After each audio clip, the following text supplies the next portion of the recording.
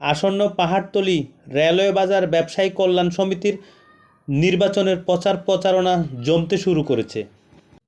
আগামী 23শে জানুয়ারি অনুষ্ঠিত হতে যাচ্ছে 100 বছরের ঐতিহ্যবাহী পুরনো পাহাড়তলী রেলওয়ে বাজারের নির্বাচনটি।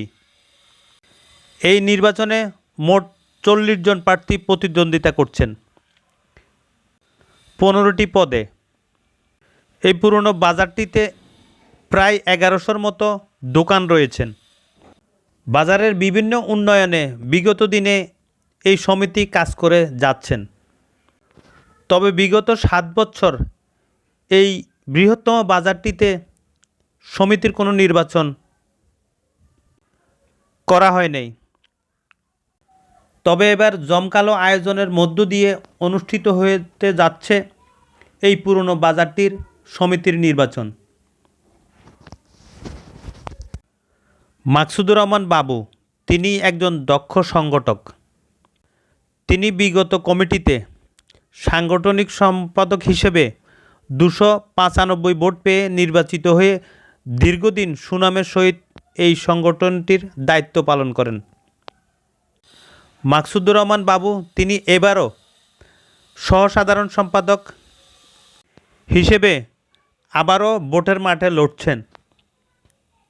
তবে তিনি আশাবাদী গতবারের মতো এবারও বিপুল ভোটে জয়যুক্ত হবেন, হাল ধরবেন বৃহত্তম এই পাহাড়তলী বাজারের। দোকানদাররা তাকে পেয়ে উচ্ছ্বাসিত এবং আনন্দিত। কৌশল বিনিময় করছেন তিনি দোকানদারদের সাথে গতকাল এবং সবার কাছে দোয়া চেয়েছেন। মাকসুদুর রহমান বাবু বলেন, আমি এবারও ইনশাআল্লাহ জয়যুক্ত হব।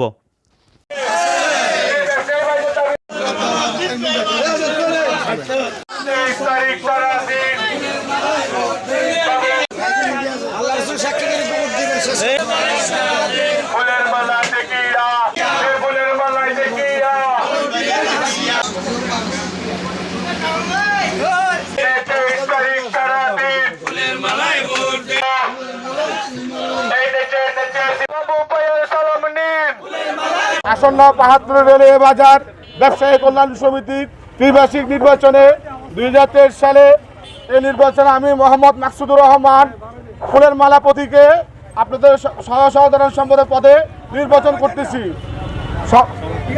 সম্মানিত ভাইরা, দীর্ঘ সময় এই পাহাড়তলী বাজার একটি অবহেলিত বাজার ছিল। এই বাজারে উন্নয়ন এবং বাজারের ব্যবসায়ীদের সাথে কাজ করার জন্য আমরা দীর্ঘ সময় এই বাজারে উন্নয়নের জন্য এবং ব্যবসায়ীদের সাথে কাজ করার জন্য আমরা এই বাজারে পাঠিয়েছিলাম। প্রিয় ভাইরা, আগামী 23 তারিখ আপনারা যে নির্বাচন অনুষ্ঠিত হচ্ছে যাচ্ছে, এই নির্বাচিত অনুষ্ঠানটি বহু আলোচিত নির্বাচন। দীর্ঘ সময় পরে একটি নির্বাচন হচ্ছে, যে নির্বাচন প্রক্রিয়ার জন্য আমরা দীর্ঘ সময় আমরা আমাদের সাধারণ ব্যবসায়ীদের পক্ষে, ভোটারদের পক্ষে ছিলাম।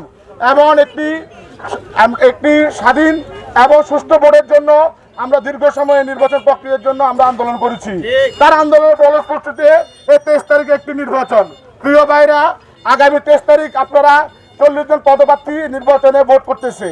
আপনারা যোগ্য দেখিয়ে যে প্রার্থী যে পদের যোগ্য আপনারা তাকে বিবেচনা করে ভোট দিবেন। সুখের সময় দেখতে হবে না, দুঃখের সময় কারা ছিল আপনারা সেটা বিবেচনা করতে হবে। প্রিয় ভাইরা আমার, পাহাড়তলী বাজার দীর্ঘ সময় পাহাড়তলী বাজারের মানুষদের ব্যবসায়ীদেরকে নিয়ে একটি ছিনিমিনি খেলা হয়েছে। কোনো সময় ক্ষতিপূরণের ব্যাপার নিয়ে, কোনো সময় রাস্তার ব্যাপার নিয়ে ব্যবসায়ীদের কোনো সুফল বই আনে নেই। দীর্ঘ সময় ক্ষতিপূরণ নাম দিয়ে এই বাজার থেকে লক্ষ লক্ষ টাকা দুর্নীতি করে নিয়ে গেছে। তার কোনো প্রতিফলন আমরা দেখি নেই। দীর্ঘ সময় এই বাজার থেকে লক্ষ লক্ষ টাকা ক্ষতিপূরণ নাম দিয়ে প্রায় 50 লক্ষ টাকার অধিক তারা এই বাজার থেকে গায়েব করে নিয়েছে। এর কোনো প্রতিফলন আমরা দেখি নেই।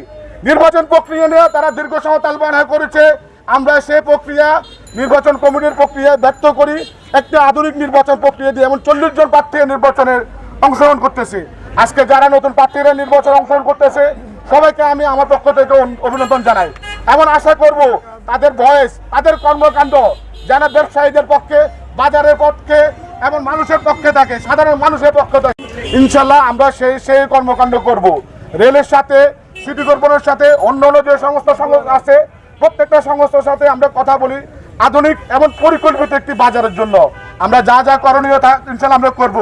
প্রিয় ভাইরা আমার, পাতুলি বাজার দীর্ঘ সময় যানজট মুক্ত হয়নি। কমিটি আসছে, কমিটি